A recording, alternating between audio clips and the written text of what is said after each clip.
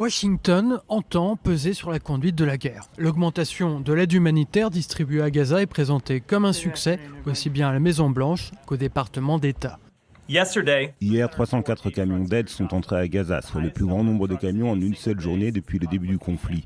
Ce chiffre représente une amélioration significative, mais il est important non seulement que le nombre quotidien continue d'augmenter, mais aussi qu'il se maintienne dans le temps.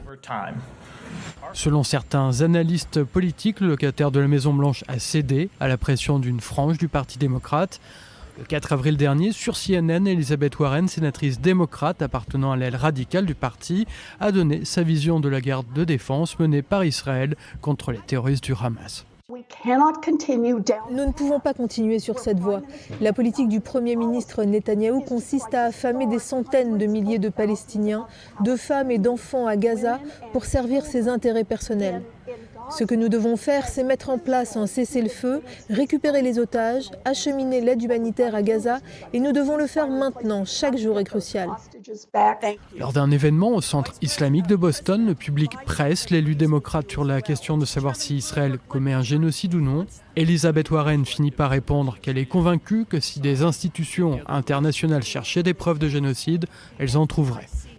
De l'autre côté de l'échiquier, si Donald Trump s'est plusieurs fois moqué d'Elizabeth Warren, il cible ces dernières semaines l'électorat juif du Parti démocrate.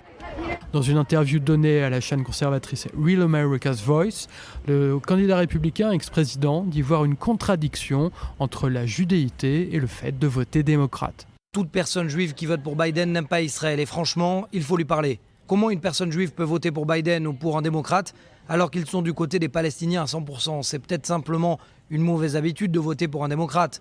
Mais je ne sais pas comment quiconque est juif vote pour un démocrate. Dans une interview donnée au quotidien Israël Hayom, il y a 2 semaines, Donald Trump conseillait à Israël de terminer la guerre et de se diriger vers la paix, après avoir rappelé qu'il avait été le meilleur président des États-Unis pour Israël.